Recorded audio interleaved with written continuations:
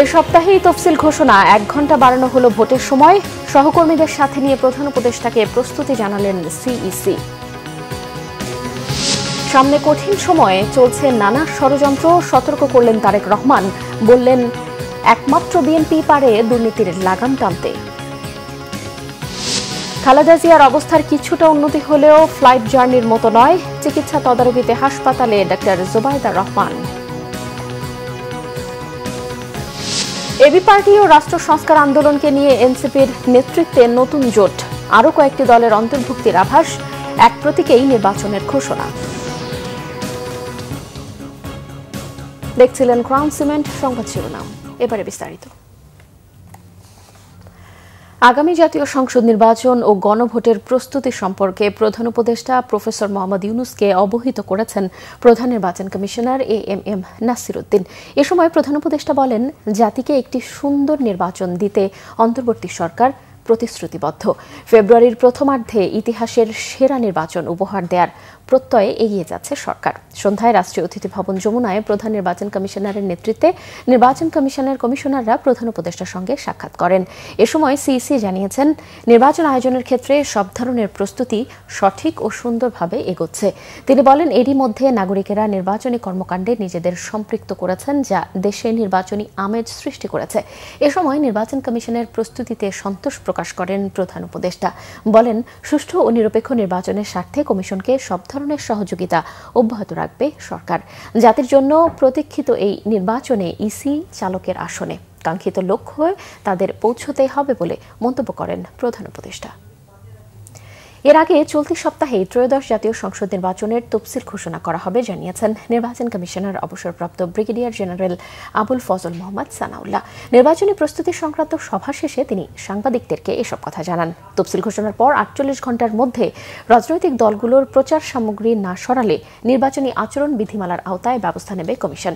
এছাড়াও ভোট গ্রহণের সময় 1 ঘন্টা বাড়ানো হয়েছে বলেও সভায় সিদ্ধান্ত হয়েছে বলে জানান আবুল ফজল মোহাম্মদ সানাউল্লাহ। বিস্তারিত জানাচ্ছেন আসমা আক্তার নূপুর। ত্রয়োদশ জাতীয় সংসদ নির্বাচন ও গণভোটের তফসিল পর্যালোচনা নিয়ে প্রধান নির্বাচন কমিশনার এএমএম নাসির উদ্দিনের নেতৃত্বে বৈঠক করে নির্বাচন কমিশন। রবিবার সকাল বিকাল 2 দফায় 10ম এ সভায় ভোট গ্রহণের সময় 1 ঘন্টা বাড়ানো সহ মনোনয়নপত্র জমা, বাছাই, প্রত্যাহারের শেষ সময় ও ভোটের তারিখ পর্যালোচনা সহ ভোটের কাজের সার্বিক বিষয়ে অগ্রগতি উঠে আসে। বৈঠক শেষে নির্বাচন কমিশনার আবুল ফজল মোহাম্মদ সানাউল্লাহ জানান, গণভোট এবং জাতীয় নির্বাচন একই দিনে অনুষ্ঠিত হওয়ার সিদ্ধান্তের কারণে ভোট গ্রহণের সময় 1 ঘন্টা বাড়িয়ে 7:30টা থেকে 4:30টা করা হয়েছে। নির্বাচনী দায়িত্বে রাখা হবে না বেসরকারি ব্যাংক কর্মকর্তাদের, বাড়ানো হবে গোপন কক্ষ। অতি শীঘ্রই আমাদের ত্রয়োদশ জাতীয় সংসদ নির্বাচন এবং গণভোটের তফসিল ঘোষণা করা হবে। যেমনটি আমাদের মাননীয় প্রধান নির্বাচন কমিশনার মহোদয় বলেছেন, এই সপ্তাহের মধ্যেই কোনো এক সময় আমরা তফসিল ঘোষণা করব। প্রধান নির্বাচন কমিশনারের বক্তব্য রেকর্ড করার জন্য বাংলাদেশ বেতার এবং বাংলাদেশ টেলিভিশনের কাছে আগামীকালকে পত্র প্রেরণ করা হবে। নির্বাচনী অনুসন্ধান কমিটিকে বিচারিক ক্ষমতা দেয়া হবে জানিয়ে তিনি বলেন, সব দল পোস্টার না সরালে যথাযথ ব্যবস্থা নেওয়া হবে। বলেন, নির্বাচনের আগের রাতেই সব কেন্দ্রে নির্বাচনী সামগ্রী পাঠানোর সিদ্ধান্ত নিয়েছে কমিশন। তবে দিনের ভোট রাতে হওয়ার কোনো সুযোগ নেই। সর্বোচ্চ সতর্ক থাকবে কমিশন। আমরা কনফিডেন্ট, আমরা ওইসব ঘটনার অবতারণা আর দেখব না। আমরা আমাদের কনফিডেন্সের জায়গাটাতে ফেরত যেতে চাই। আমাদের সকল সিস্টেম যাতে স্বাভাবিকভাবে কাজ করে সেখানে যেতে হবে। আমাদের যথাযথ সুপারভিশন থাকবে এবং আমরা নজর রাখব যাতে করে কোনো ধরনের ব্যত্যয় না ঘটে। ভোট গ্রহণের দিন সাধারণ ছুটি ঘোষণা করা হয়েছে। ব্যাংক এবং পোস্ট অফিস খোলা থাকবে। আসমা আক্তার নূপুর, বাংলা ভিশন, ঢাকা। বিএনপির ভারপ্রাপ্ত চেয়ারম্যান তারেক রহমান বলেছেন, দুর্নীতির লাগাম যদি কেউ টেনে ধরতে পারে তা বিএনপির মাধ্যমেই সম্ভব। তিনি বলেন, তারা দেশকে সিঙ্গাপুর, মালয়েশিয়া, কানাডা বানাতে চান না, চান স্বাবলম্বী বাংলাদেশ। বিএনপির লক্ষ্য উদ্দেশ্য একটাই, দেশকে গড়তে হবে। আহমেদ সরোয়ারের রিপোর্ট। বিএনপি আয়োজিত 7 দিনের দেশ গড়ার পরিকল্পনা কর্মসূচিতে রবিবার বিকেলে লন্ডন থেকে ভার্চুয়ালি যুক্ত হন দলের ভারপ্রাপ্ত চেয়ারম্যান তারেক রহমান। এ সময় তারেক রহমান বলেন, সামনে অনেক কঠিন সময় অপেক্ষা করছে। বিভিন্ন জায়গায় বিভিন্ন ষড়যন্ত্র হচ্ছে, যা রুখতে পারে জনগণ। বিএনপি বাংলাদেশকে সিঙ্গাপুরও বানাতে চায় না, মালয়েশিয়াও বানাতে চায় না, কানাডাও বানাতে চায় না, যুক্তরাষ্ট্র বানাতে চায় না। আমরা চাই একটি স্বাবলম্বী বাংলাদেশ, যেই বাংলাদেশে মানুষ দেশের ভিতরে কর্মসংস্থানের ব্যবস্থা থাকবে, খেয়ে পরে বেঁচে থাকবে, শান্তিতে থাকবে, যেখানে দুর্নীতি নিয়ন্ত্রণ থাকবে, দুর্নীতির লাগাম টেনে ধরতে আমরা সক্ষম হব। সেরকম একটি বাংলাদেশ চাই। সরকার গঠনের সুযোগ পাওয়ার সাথে সাথে প্রথমে আমাদেরকে ব্যবস্থা করতে হবে দুর্নীতির লাগাম কিভাবে আমরা টেনে ধরব। আমাদের লক্ষ্য একটাই, আমাদের উদ্দেশ্য একটাই, কি? দেশকে আমাদের গড়তে হবে। তারেক রহমান বলেন, বিএনপি পেরেছিল দেশকে দুর্নীতি থেকে বের করে নিয়ে আসতে। যেই দুইটি বিষয়কে যে কোনো মূল্যে আমাদেরকে অ্যাড্রেস করতে হবে। এক, দুর্নীতি, যে কোনো মূল্যেই দুর্নীতির লাগাম টেনে ধরতে হবে। দুই, আইন শৃঙ্খলা পরিস্থিতি, যে কোনো মূল্যে আইন শৃঙ্খলা পরিস্থিতির লাগাম টেনে ধরতে হবে। আমরা দৃঢ়ভাবে অত্যন্ত আত্মবিশ্বাসের সঙ্গে বলতে পারি, এই বাংলাদেশে যদি দুর্নীতির লাগাম টেনে ধরতে পারে তাহলে একমাত্র বাংলাদেশ জাতীয়তাবাদী দলই পক্ষেই সেটা সম্ভব। বিএনপির ভারপ্রাপ্ত চেয়ারম্যান বলেন, কেউ কেউ কাউকে কাউকে দেখতে বলেন, দেশের জনগণ তাদের ৭১ দেখেছিল। এই যাদেরকে কেউ কেউ বলে যে একবার দেখুন না এদেরকে, তাদেরকে দেশের মানুষ ৭১ সালেই দেখেছে। নিজেদের রাজনৈতিক স্বার্থ রক্ষার্থে লক্ষ লক্ষ মানুষকে শুধু হত্যাই করেনি, তাদের সহকর্মীরা কিভাবে মা বোনদের ইজ্জত পর্যন্ত লুট করেছিল, এই কথাটি আমাদেরকে মনে রাখতে হবে। আমরা শুনেছি অনেক কিছু একটি রাজনৈতিক দলের কিছু ব্যক্তি বা বেশ কিছু ব্যক্তি বিভিন্ন জিনিসের টিকিট বিক্রি করে বেড়াচ্ছে, বিভিন্ন জিনিসের কনফার্মেশন দিয়ে বেড়াচ্ছে। দোজক, বেহেশত, দুনিয়া সবকিছুর মালিক আল্লাহ। যেটার মালিক আল্লাহ, যেটার কথা একমাত্র আল্লাহ তাআলাই বলতে পারে, সেখানে যদি আমি কিছু বলতে চাই, আমার নর্মাল দৃষ্টিকোণ থেকে আমি বুঝি যে সেটি হচ্ছে শিরক। জনগণের রায় পেলে দেশকে নিয়ে পরিকল্পনাগুলো ধীরে ধীরে বাস্তবায়ন করবেন বলে আশ্বাস দেন তারেক রহমান। আহমেদ সরওয়ার, বাংলা ভিশন, ঢাকা। বেগম খালেদা জিয়ার শারীরিক অবস্থা আরেকটু উন্নত হলেও বিমান ভ্রমণের মতো নয়, তাই উন্নত চিকিৎসার জন্য বিদেশে নিতে দেরি হচ্ছে জানিয়েছেন প্রফেসর ডক্টর জাহিদ হোসেন। তবে তাকে বিদেশে নেয়ার সর্বোচ্চ চেষ্টার কথাও জানান তিনি। এদিকে বিকেল 4:45 দিকে এভার কেয়ারে গেছেন তারেক রহমান স্ত্রী ডক্টর জুবাইদা রহমান। বেগম খালেদা জিয়ার চিকিৎসা ও স্বাস্থ্যের আপডেট জানান ব্যক্তিগত চিকিৎসক ডক্টর এজেডএম জাহিদ হোসেন। তিনি জানিয়েছেন, বেগম খালেদা জিয়ার ভ্রমণ করার মতো অবস্থা হলেই মেডিকেল বোর্ড সিদ্ধান্ত নেবে। এয়ার অ্যাম্বুলেন্স প্রস্তুত রয়েছে তিনি জানিয়েছেন। বলেন, বেগম খালেদা জিয়ার সুস্থতাই মেডিকেল বোর্ডের কাছে অগ্রাধিকার। এর আগে বেগম খালেদা জিয়ার জন্য গঠিত মেডিকেল বোর্ডের পর্যালোচনায় স্বাস্থ্যের বিষয়ে কিছুটা উন্নতির খবর পাওয়া যায়। আনুষ্ঠানিকভাবে না জানালেও মেডিকেল বোর্ড সূত্রে এই তথ্য পাওয়া গেছে। তবে এখনও ফ্লাইটে ভ্রমণের মতো পরিস্থিতি হয়নি বলেও মনে করছে মেডিকেল বোর্ড। দর্শক, রাজধানীর এভার কেয়ার হাসপাতালের সামনে আছেন আমাদের বিশেষ প্রতিনিধি মুহিবুল্লাহ মুহিব। সরাসরি কথা বলছি তার সঙ্গে। মুহিব, বেগম খালেদা জিয়ার শারীরিক অবস্থা সম্পর্কে কি তথ্য আছে আপনার কাছে, আমাদেরকে বিস্তারিত জানাবেন।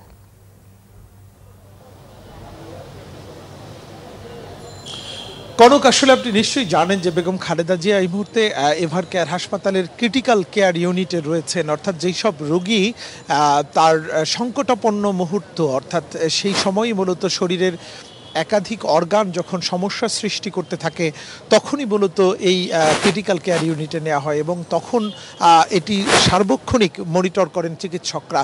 যেহেতু তিনি 3 বারের প্রধানমন্ত্রী, গণতন্ত্রের মাতা, একই সঙ্গে দেশনেত্রী এবং দেশের কোটি কোটি মানুষের মানে আশা আকাঙ্ক্ষার প্রতীক, সে কারণেই কিন্তু একাধিক ডক্টর তাকে কিন্তু নিবিড় পর্যবেক্ষণে রেখেছেন এবং তাকে মনিটর করছেন। এবং এই মুহূর্তে বেগম খালেদা জিয়ার যে পুত্রবধূ ডাক্তার জুবাইদা রহমান, তিনি বিকেলে কিন্তু এসেছেন তার মায়ের বাসার থেকে সরাসরি এই এভার কেয়ার হাসপাতালে এবং এখন পর্যন্ত তিনি এখানেই রয়েছেন তার শাশুড়ির পাশে। এবং এই যে ক্রিটিক্যাল কেয়ার ইউনিটে যে মনিটরিংয়ের ব্যবস্থা, সেটি কিন্তু সার্বক্ষণিক তিনি মনিটর করছেন। এর আগে কিন্তু আমরা শুনেছি যে গতকালকেই তার সার্বিক পরিস্থিতি নিয়ে ব্রিফ করেছিলেন গণমাধ্যম কর্মীদের উদ্দেশ্যে ডাক্তার এজেডএম জাহিদ হোসেন। তিনি যেটি বলেছিলেন যে তার শারীরিক অবস্থার কিছুটা উন্নতি হলেই তাকে কেবল দেশের বাইরে নেওয়া হতে পারে।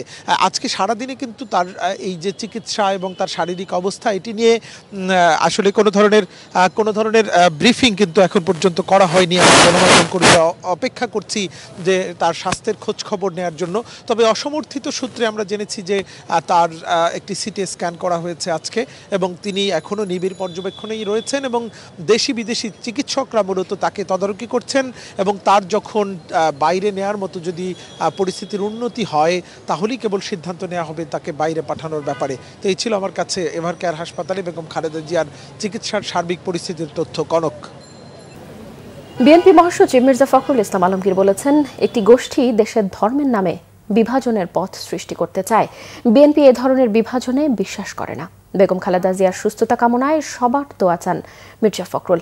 বিএনপি আয়োজিত 7 দিনের দেশ গড়ার পরিকল্পনা কর্মসূচি রবিবার সকালে উদ্বোধন করেন দলের মহাসচিব মির্জা ফখরুল ইসলাম আলমগীর।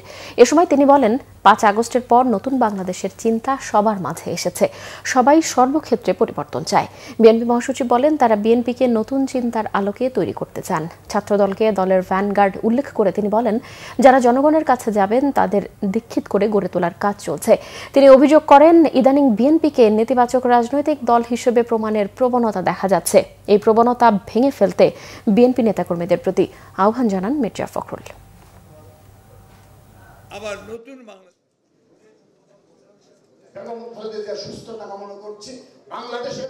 একটা গোষ্ঠী, একটা মহল ধর্মের নামে বাংলাদেশে একটা বিভাজনের পথ সৃষ্টি করতে চায়। আমরা বাংলাদেশে অবশ্যই ধর্মভীরু মানুষ, বাংলাদেশের মানুষ অবশ্যই ধর্মকে এখানে সবাই আমরা মেনে চলি, কিন্তু ধর্মকে দিয়ে রাষ্ট্রকে বিভাজন করা বা সমাজকে বিভাজন করা এটাতে আমরা বিশ্বাস করি না। গণতান্ত্রিক সংস্কার জোট নামে জাতীয় নাগরিক পার্টি এনসিপির নেতৃত্বে 3 দলীয় নতুন রাজনৈতিক জোট আত্মপ্রকাশ করেছে। জুলাই অভ্যুত্থানের আকাঙ্ক্ষা বাস্তবায়ন ও নতুন রাজনৈতিক বন্দোবস্ত বিনির্মাণে গঠিত এই জোট এক প্রতীকে আসন্ন নির্বাচনে অংশগ্রহণ করবে। আরও কয়েকটি দল এই জোটে অন্তর্ভুক্ত হতে পারে বলে জানিয়েছেন এনসিপির আহ্বায়ক নাহিদ ইসলাম। মোবাশ্বের আহমদের রিপোর্ট। জাতীয় নাগরিক পার্টি এনসিপি, রাষ্ট্র সংস্কার আন্দোলন ও আমার বাংলাদেশ পার্টি ঐক্যবদ্ধভাবে নির্বাচনী জোট গঠন করেছে, যার আত্মপ্রকাশ ঘটে রবিবার বিকালে ঢাকা রিপোর্টার্স ইউনিটি মিলনায়তনে সংবাদ সম্মেলনের মধ্য দিয়ে গণতান্ত্রিক সংস্কার জোট নামে নতুন এই রাজনৈতিক জোটের ঘোষণা করেন এনসিপির আহ্বায়ক নাহিদ ইসলাম। বলেন, গণঅভ্যুত্থানের আকাঙ্ক্ষা বাস্তবায়নে একই প্রতীকে আসন্ন নির্বাচনে অংশগ্রহণ করবে জোটের দলগুলো। ভোটের মাঠকে কেন্দ্র করে, নির্বাচনকে কেন্দ্র করে যে বিভিন্ন জোট ভাঙছে বা জোট গড়তেছে, আমরা সেটারই বিরুদ্ধে। এই বাংলাদেশে গণঅভ্যুত্থানের পরে যে কোনো একটা জোট বা আলোচনা হওয়া উচিত ছিল একটা রাজনৈতিক প্রশ্নগুলোকে সামনে রেখে, কিন্তু আমরা দেখতে পাচ্ছি একটা দুইটা সিটকে কেন্দ্র করে যারা এত বছর সংস্কারের কথা বলেছে, আমাদেরকে শিখিয়েছে, তারা এখন তাদের নিজেদের নীতি আদর্শ বিসর্জন দিয়ে কোনো একটা জোটে চলে যাচ্ছে। যারা বাংলাদেশকে পরিবর্তন করতে চায়, গণঅভ্যুত্থানে নানান জায়গা থেকে অংশগ্রহণ করেছিল যে সামাজিক নেতৃত্ব, সৎ দেশপ্রেমিক মানুষ, আমরা তাদেরকে আহ্বান করতেছি যে আপনারা আসুন, এই প্ল্যাটফর্মে আমরা ঐক্যবদ্ধভাবে দেশ পরিবর্তনের জন্য কাজ করব। নতুন এই রাজনৈতিক জোট দেশকে নতুন বন্দোবস্তের দিকে এগিয়ে নিয়ে যাবে বলে জানালেন জোটের নেতারা। ভবিষ্যতে যাতে বাংলাদেশে এখনো যে কাঠামো চলতেছে, স্বৈরাচারের যে নমুনা আমরা দেখি, আজকেও আক্রান্ত হচ্ছে বিভিন্ন রাজনৈতিক দল, এইগুলি যাতে বন্ধ হইতে পারে সেই রকমের একটা আকাঙ্ক্ষার বাংলাদেশ গড়ে তোলার জন্য একটা কর্মসূচি নিয়ে আমরা প্রাথমিকভাবে এই 3 সংগঠন যাত্রা করছি। কিন্তু আমরা মনে করছি না যে কেবলমাত্র এই 3টা সংগঠনই বাংলাদেশের সংস্কারের পক্ষের শক্তি। যে গণঅভ্যুত্থানের বিনিময়ে আমরা একটা গণতান্ত্রিক যাত্রায় বাংলাদেশকে নিয়ে যাওয়ার জন্য স্বপ্ন দেখছি, একটা নতুন বাংলাদেশের আকাঙ্ক্ষা আমাদের মনে জাগ্রত হয়েছে, সেই অভিপ্রায় জাগ্রত রাখা। জুলাই গণঅভ্যুত্থানের আকাঙ্ক্ষা বাস্তবায়নে ভবিষ্যতেও এই জোট কাজ করবে বলে জানানো হয় সংবাদ সম্মেলনে। মোবাশ্বের আহমেদ, বাংলা ভিশন, ঢাকা। জুলাই গণঅভ্যুত্থানে নিহত অজ্ঞাত 114 শহীদের পরিচয় শনাক্ত করতে মরদেহ উত্তোলনের কার্যক্রম শুরু হয়েছে।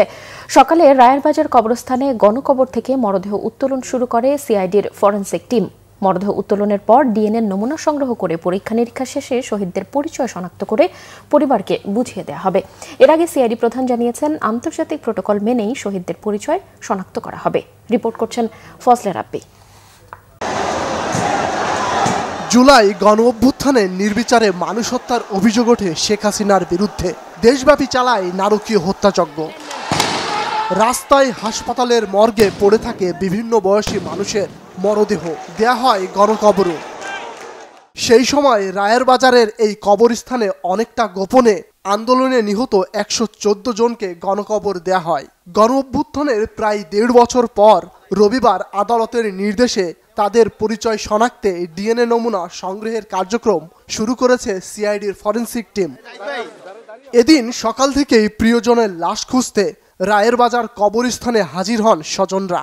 প্রিয় মানুষকে শেষবারের মতো দেখতে না পারার আক্ষেপ ছিল তাদের কণ্ঠে। খুঁজতে কোথাও পাই না। পরে আঞ্জুমানে গেছিলাম, ইসলামে গেছিলাম। তো ওখান থেকে আমরা বাইরের ছবি সংগ্রহ করে আমরা পরে আঞ্জুমানে বলতেছে আমরা বুদ্ধিজীবী কবরস্থানে দাফন করা হয়েছে। 34 দিন পর্যন্ত আমরা খোঁজাখুঁজি করছি, আর পাইনি। এই 34 দিন পরে পাইছি ঢাকা মেডিকেলে একটা ছবি একজনের দ্বারায়। ওনার ভাই হারাইছে, ওনার ভাই পায় নাই, পাইছে। এরপরে হ্যান থেকে কইছে আঞ্জুমানের থেকে আমি ওই যে এই জায়গায় পাঠাইছে। 18 জুলাই আমার ভাই বাসার থেকে বের হইছে। আমার ভাই শেষ দেখাটুকু আমরা দেখতে পাই না, এক মুঠো মাটিও কবরে দিতে পাই না পরিবারের কেউ। এখন পর্যন্ত জানি না আমার ভাইয়ের কবরের সন্ধান কোনটা। আমার ভাইকে মাত্র 5 দিনে কিভাবে বেয়ারিশভাবে দাফন করে, একটা লাশ কিভাবে 5 দিনে দাফন করা হয় সেটা আমি জানতে চাই খুনি হাসিনার কাছে। আন্তর্জাতিক প্রোটোকল মেনে জুলাই গণ অভ্যুত্থানে অজ্ঞাত পরিচয় লাশ শনাক্তের কাজ করা হবে বলেও জানিয়েছে সিআইডি প্রধান। যারা দুপুর রক্ত দিয়ে দেশকে স্বৈরাচার মুক্ত করেছিলেন, আমরা তাদেরকে শনাক্ত করতে পারবো। এবং যে জিনিসটা আমরা আপনাদেরকে বলতে পাই, এর জন্য কিন্তু একটা ইন্টারন্যাশনাল প্রোটোকল আছে, যেটাকে মিনেসোটা প্রোটোকল বলা হয়। সেই প্রোটোকল অনুযায়ী আন্তর্জাতিক প্রত্যেকটা স্টেপ লক্ষ্য করে আমরা কিন্তু আমাদের বিশেষজ্ঞ আন্তর্জাতিকভাবে, উনি 40 বছর ধরে এই কাজে প্রায় 60টির মতো দেশে কিন্তু এই কাজ করেছেন, এই কাজে নেতৃত্ব উনি দিয়েছেন। তো সেই প্রোটোকল অনুযায়ী আমরা এই কাজটিকে সম্পন্ন করব। পরিচয় শনাক্ত হলে নিহতদের লাশ পরিবারের কাছে হস্তান্তর করা হবে। নিখোঁজ স্বজনদের সিআইডিতে গিয়ে ডিএনএ স্যাম্পল জমা দেওয়ার অনুরোধ জানিয়েছে সিআইডি প্রধান। ফজলে রাব্বি, বাংলা ভিশন, ঢাকা। বিএনপি স্থায়ী কমিটির সদস্য মির্জা আব্বাস বলেছেন, সন্ত্রাস, চাঁদাবাজি, মাদক বন্ধে সরকার ও পুলিশ লাগবে না, এলাকাবাসীকে সাথে নিয়েই তা প্রতিহত করা হবে।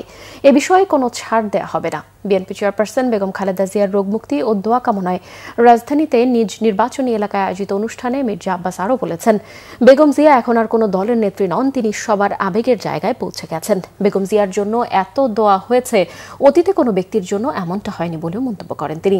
আগামী জাতীয় নির্বাচনে এলাকাবাসীর কাছে ভোট কামনা করে মির্জা আব্বাস বলেন, বিএনপি জনমানুষের দল, সবাইকে সাথে নিয়ে দেশকে এগিয়ে নেবে বিএনপি। সন্ত্রাস, চাঁদাবাজি, মাদকের ব্যাপারে কোনো আপোষ নাই, এটা একটু মাথা রাখবেন। সন্ত্রাস, চাঁদাবাজি, মাদক দমন করার জন্য সরকার কিংবা পুলিশ কিংবা মির্জা আব্বাসের প্রয়োজন নাই। আমি মনে করি যদি এলাকায় একটা সমাজ থাকে। বিএনপি স্থায়ী কমিটির সদস্য আমির খসরু মাহমুদ চৌধুরী জানিয়েছেন, দল ক্ষমতায় গেলে ন্যাশনাল ইকুইপমেন্ট আইডেন্টিটি রেজিস্টার এনআইডিআর নীতি অংশীজনদের নিয়ে রিভিউ করা হবে।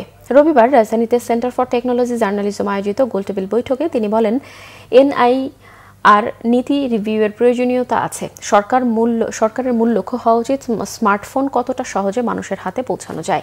স্মার্টফোন উৎপাদক ও আমদানিকারকদের মধ্যে ট্যাক্স পার্থক্য যৌক্তিক হতে হবে বলেও মন্তব্য করেন তিনি। জানান, বিএনপি ক্ষমতায় গেলে আমদানিকারকদের ট্যাক্স ফি বন্ডেড হওয়ার হাউস এবং ব্যাক টু ব্যাক এলসি দেবে। এনইআইআর বর্তমান নীতি বাস্তবায়ন হলে স্মার্টফোনের বাজার একচেটিয়া হবে এবং দাম আরও বাড়বে আশঙ্কা প্রকাশ করেন আমির খসরু। সেলফোন এই পণ্যটি বাংলাদেশের মানুষের হাতে আমি কত সহজে তুলে দিতে পারবো, 1 নম্বর প্রায়োরিটি। একটি গণতান্ত্রিক সরকার যদি আসে, তাদের প্রধান প্রায়োরিটি হবে যে এই পণ্যটি যেটার গুরুত্ব এত বেশি, যেটার উপর নির্ভর করে আমাদের আগামী অর্থনীতির অনেক সিদ্ধান্ত জড়িত থাকবে, সেটা আমরা সবচেয়ে কম দামে কেন দিতে পারি না, সেই বিষয়টা আমরা বিবেচনায় আনব। মোবাইল নিবন্ধন কার্যক্রম নীতি সংস্কারের দাবিতে বাংলাদেশ টেলিযোগাযোগ নিয়ন্ত্রণ কমিশন বিটিআরসি ভবনের সামনে সড়ক অবরোধ করে বিক্ষোভ করছে মোবাইল ফোন ব্যবসায়ীরা। সকাল 11টা থেকে সারা দেশের ব্যবসায়ীরা ছোট ছোট মিছিল নিয়ে অবরোধে অংশ নেয়। সন্ধ্যা পেরিয়ে গেলেও এখন পর্যন্ত দাবি পূরণের কোনো আশ্বাস না পাওয়ায় আন্দোলন চালিয়ে যাওয়ার ঘোষণা দিয়েছেন তারা। দর্শক, এই মুহূর্তে আগারগাঁওয়ে আছেন সহকর্মী শুভ মাহফুজ। সরাসরি চলে যাচ্ছি তার কাছে। শুভ, আন্দোলনের বিষয়ে কি বলছেন ব্যবসায়ীরা?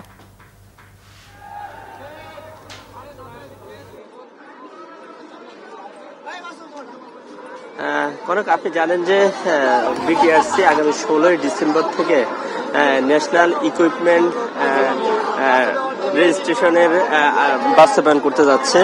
এর ফলে সারা বাংলাদেশে যে আনঅফিসিয়াল যে মোবাইল ব্যবসায়ীরা রয়েছে, এরা কিন্তু এই ঘোষণার পর থেকে বিভিন্ন সময় আন্দোলন করে যাচ্ছে। আমরা দেখতে পেয়েছি যে গত কয়েকদিন তারা রাজধানীর কারওয়ান বাজারে বিভিন্ন দাবিতে তারা আন্দোলন করেছে। গতকালই তারা ঘোষণা দিয়েছে যে বিটিআরসি ভবন ঘেরাও করবে।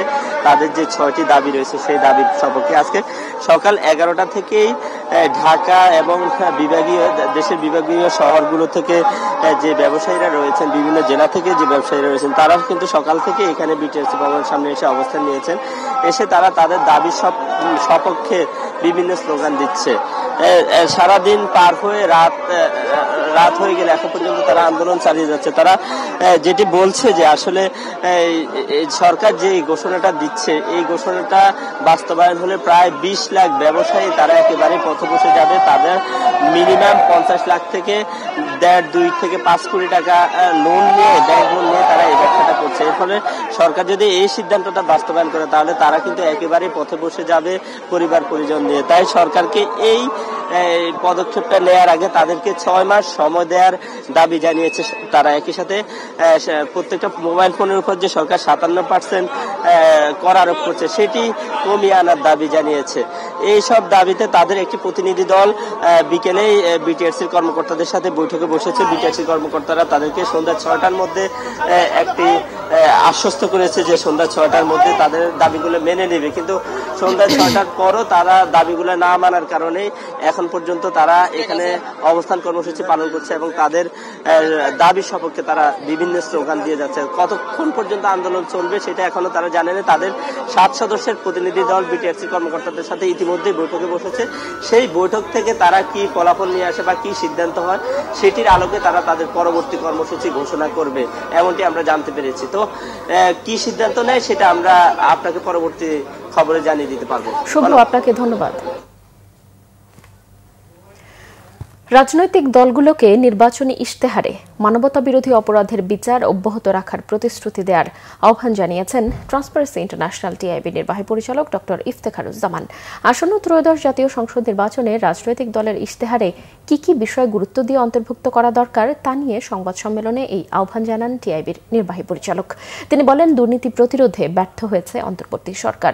বর্তমান অন্তর্বর্তী সরকারের নমনীয় অবস্থানের কারণে দুর্নীতি প্রতিরোধের সম্ভাবনা নষ্ট হয়েছে বলে দাবি করেন ডক্টর ইফতেখারুজ্জামান। দুর্নীতি প্রতিরোধ, স্বচ্ছতা ও জবাবদিহিতা নিশ্চিতে দলগুলোর কৌশল ইশতেহারে উল্লেখের পরামর্শ তার। বলেন, রাষ্ট্র ও সরকার পরিচালনায় সাম্য, মানবিক মর্যাদা ও ন্যায় বিচারের ক্ষেত্রে রাজনৈতিক দলগুলোর ইশতেহারের অবস্থান পরিষ্কার করতে হবে। জুলাই সনদ ও সংস্কার বাস্তবায়নে দলগুলোর অঙ্গীকার পরিষ্কার করার আহ্বান তার। ভারত এখনও বাংলাদেশের বিষয়ে কর্তৃত্ববাদের পক্ষে অবস্থান নিয়ে আছে মন্তব্য করে তিনি বলেন, দেশটি বাংলাদেশের রাজনৈতিক বাস্তবতা বুঝতে ব্যর্থ হয়েছে। রাজনীতিকদের ব্যাংক মালিক না হওয়ার বিষয়েও ইশতেহারে উল্লেখ করার কথা বলা হয় টিআইবির প্রতিবেদনে। কথা বলছি রাষ্ট্র সংস্কার এবং নির্বাচন নিয়ে, কিন্তু বিচার যেন কোনো অবস্থায় ধামাচাপা পড়ে না যায়। দলীয় রাজনৈতিক বিবেচনার ঊর্ধ্বে থেকে জুলাই অভ্যুত্থান ও কর্তৃত্ববাদী সরকারের আমলে সংগঠিত সকল হত্যাকাণ্ড, অপরাধ, মানবাধিকার লঙ্ঘনের সুষ্ঠু তদন্ত, বিচার কার্যক্রম, ন্যায় বিচার কার্যক্রম অব্যাহত রাখা এবং ভবিষ্যতে এই ধরনের গুরুতর মানবাধিকার লঙ্ঘন প্রতিরোধের ক্ষেত্রে কী ধরনের উদ্যোগ তারা গ্রহণ করবেন সেই সম্পর্কে দিক নির্দেশনা তাদের ম্যানিফেস্টো থাকতে হবে। বিএনপির সহ সাংগঠনিক সম্পাদক, ছাত্র দলের সাবেক সভাপতি ও সাবেক সংসদ সদস্য নাসির উদ্দিন আহমেদ পিন্টুর মৃত্যুকে পরিকল্পিত হত্যা বলে দাবি করেছেন তার সহধর্মিণী সাবেক মহিলা কাউন্সিলর নাসিমা আক্তার কল্পনা। জাতীয় প্রেসক্লাবে শহীদ পিন্টু স্মৃতি সংসদ আয়োজিত প্রতিবাদ সভায় তিনি এই অভিযোগ করেন। এ সময় পিলখানা হত্যাকাণ্ড ও ৫৭ সেনা কর্মকর্তার নির্মম হত্যার মামলায় স্বাধীন তদন্ত কমিশন গঠনের প্রতিবেদনে সংশ্লিষ্ট পুলিশ কর্মকর্তাদের নাম প্রকাশের পর আইজিপি বাহারুল আলমকে অবিলম্বে অপসারণ ও দৃষ্টান্তমূলক শাস্তির দাবি জানান তিনি।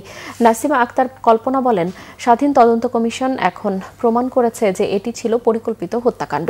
অভিযোগ করে তার পরিবারের ব্যবসা বাণিজ্য বন্ধ করে দেওয়া হয়, এমনকি সন্তানের পড়াশোনার টাকাও এনবিআর থেকে তুলে নেয়ার হয়। আওয়ামী লীগ সমর্থিত স্থানীয় নেতাকর্মীরা পিন্টুর জনপ্রিয়তায় আতঙ্কিত হয়ে তাকে প্রতিদিন আটকে রাখার নির্দেশ দিত বলেও অভিযোগ তার। শহীদ পিন্টু স্মৃতি সংসদের সভাপতি রফিক আহমেদ ডলার বলেন, জুলাই অভ্যুত্থান পরবর্তী বাংলাদেশে নৈতিকতার ভিত্তিতে কারো অপরাধের দায় ঝুলিয়ে রাখা গ্রহণযোগ্য নয়।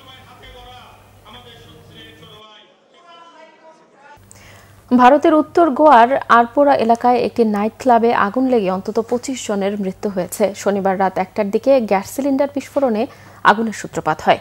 পরে স্থানীয়দের মাধ্যমে খবর পেয়ে ঘটনাস্থলে যায় কয়েকটি ফায়ার সার্ভিস দল।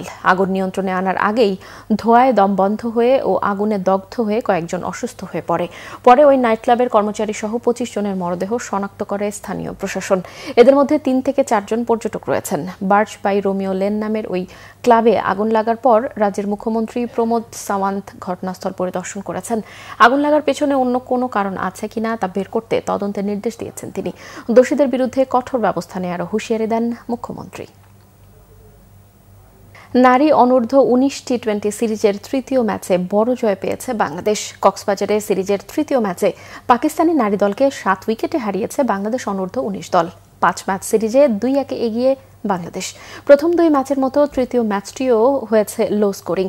কক্সবাজারে টসে জিতে ব্যাটিং নিয়ে প্রথমে ব্যাট করে ৮ উইকেটে ৮৬ রান তোলে পাকিস্তানের মেয়েরা। পাকিস্তানের ইনিংসে ২টি করে উইকেট নিয়েছে বাংলাদেশের ২ বোলার হাবিবা ইসলাম ও অতসী মজুমদার। জবাবে ৮ রানে ২ উইকেট হারায় বাংলাদেশের মেয়েরা। তবে অচেনা জান্নাতের সঙ্গে ৪৫ রানের জুটি করে বাংলাদেশকে জয়ের পথ দেখান অধিনায়ক সাদিয়া ইসলাম। সর্বোচ্চ ৩৫ রান করেছেন সাদিয়া। ২৮ বলে ইনিংসে তিনি হাঁকিয়েছেন ৩টি ছক্কা। দলকে ৫৩ রানে রেখে অধিনায়ক আউট হয়ে যাওয়ার পর বাকি কাজটা সারেন অচেনা। মাইমুন নাহারের সঙ্গে চতুর্থ উইকেটে ৩৪ রানে অবিচ্ছিন্ন জুটি গড়েন অচেনা। শেষ পর্যন্ত ২৫ বলে ৩৪ রানে অপরাজিত থাকেন এই ব্যাটার। মাত্র ১৩ ওভারে ৩ বলে ৩ উইকেট হারিয়ে জয় তুলে নেয় বাংলাদেশের মেয়েরা। আগামী ১০ ও ১২ ডিসেম্বর কক্সবাজারে অনুষ্ঠিত হবে সিরিজের শেষ ২টি ম্যাচ।